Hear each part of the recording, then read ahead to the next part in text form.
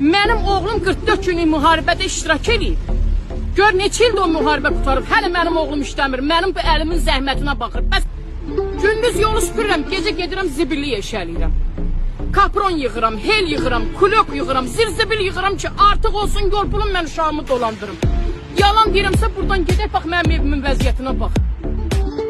Mən xanım olub evdə otura bilmirəm ki bir qab yuyam, uşağıma yemək pişirəm bir uşağımın qulluğundadır. Budur mu xalqa minnət? Xidmət. Ay bacı get gör Qarabağda bir dənə məmur evladı ölüb, məmur ölüb, qardaşı ölüb, 5 il Qarabağda can qoyub həyat yoldaşım. Büyün torpağın altındadır. Neçə dənə mənim kimisilər var. Hansı məmurun evladı gedib Qarabağda vuruşub? Mən nağarım anam bacım, mən neyiniyim başına dön. Ha? Mənim polum patalokum yoxdur. Mən qazi ailəsiyəm.